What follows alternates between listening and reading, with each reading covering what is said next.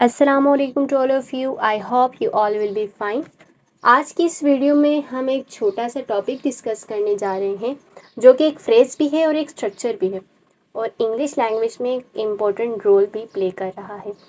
Keep on plus the fourth form of verb. Keep on, इसमें जो on है ये ऑप्शनल है।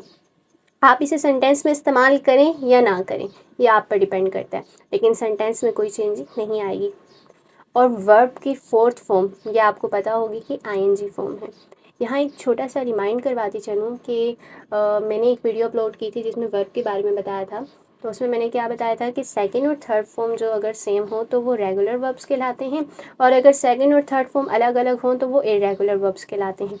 ये जस्ट रिमाइंड करवाया मैंने कि इंग्लिश लैंग्वेज के अंदर सबसे इंपॉर्टेंट चीज़ ये होती है कि अगर आप किसी टॉपिक को पढ़ चुके हों तो उसे रिपीट एंड रिपीट इस्तेमाल करते रहें, आपके जहन में वो टॉपिक बैठा रहे, या कोई बात है, कोई इम्पोर्टेंट पॉइंट है वो आपके जहन में बैठा रहे, कहीं पर भी उसकी ज़रूरत पड़ सकती है।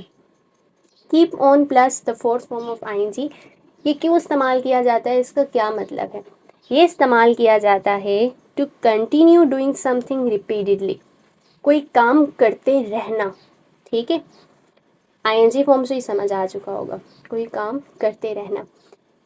तो इंग्लिश के अंदर ना जो फ्रेजेस होते हैं ये एक बहुत अहम रोल प्ले करते हैं। वो कैसे कि सुना होगा एक स्ट्रक्चर यूज टू, कोई काम करती थी, ठीक है, मतलब आदि थी उस काम की, तो यूज टू एक स्ट्रक्चर भी बन गया और बहुत इंपॉर्टेंट सेंटेंस में भी इस्तेमाल हो जाता है। गोइंग टू, किसी काम की इंटेंशन करना, या कोई काम करने जा रही हूँ, I am going to do a new thing, मैं कोई न्यू काम करने जा रही हूँ। तो ये जो फ्रेजेस हैं ये इंग्लिश में आपकी इंग्लिश को बहुत ही ज़्यादा फ्लोरिश कर देते हैं और आप इंग्लिश इजीली बोल सकते हैं। तो इसी तरीके से कीप ऑन भी एक फ्रेज है। मुझे कोई कहे कि आप फ्री टाइम में क्या करती हैं, तो what do you do in your free time, तो मैं इसका जवाब ऐसे दूंगी कि मैं फ्री टाइम में बुक्स पढ़ती रहती हूँ। तो फिर मैं कीप ऑन के स्ट्रक्चर में इसका जवाब दूंगी तो मैं ऐसे कहूँगी, I keep on reading books in my free time. ठीक है, अगर मैं ऑन ना लगाऊँ तो मैं बस ये कहूँगी, I keep reading books in my free time. दोनों सेंटेंस परफेक्ट है। अब ये है प्रेजेंट का टेंस। प्रेजेंट के टेंस के अंदर क्या होगा, वो स्ट्रक्चर है ये प्रेजेंट का। तो इसमें अगर हम ही, शी, इट और सिंगुलर नाउन का इस्तेमाल करेंगे तो कीप के साथ एस का इजाफा कर देंगे। कैसे? मैं कहूँ कि वो क्रिकेट खेलता रहता है, he keeps on playing cricket. ठीक, अब ऐसे भी पता चल चुका होगा कि अगर ये प्रेजेंट का स्ट्रक्चर है तो उसमें हेल्पिंग वर्ब क्या होंगे, डू और डज। अब जैसे मैं कहूँ कि वो खाना नहीं पकाती रहती, she does not keep on cooking food. अब मैंने एस क्यों नहीं लगाया कीप के साथ, वो इसलिए क्योंकि मैंने डज का यूज़ कर दिया है। अगर मैं इसी स्ट्रक्चर को पास्ट में इस्तेमाल करूँ तो मैं क्या कहूँगी कि कीप की सेकंड फॉर्म क्या होती है, केप्ट। तो मैं कहूँगी I kept on playing cricket, मैं क्रिकेट खेलती रहती थी।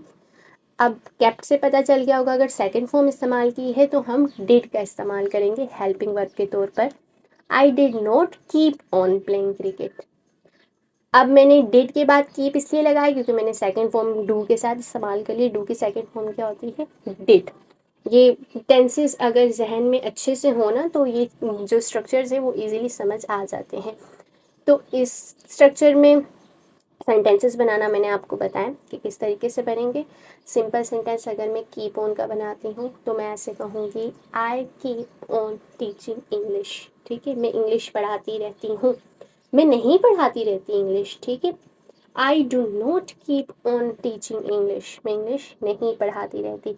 मैं सिंधी पढ़ाती रहती थी, I kept on teaching Sindhi, मैं उर्दू नहीं पढ़ाती रहती थी, I did not keep on teaching Urdu. इस तरीके से सेंटेंसेस बनेंगे। इस टॉपिक के रिलेट कोई भी सवाल हो, कोई भी क्वेश्चन हो, आप कमेंट सेक्शन में जाके पूछ सकते हैं।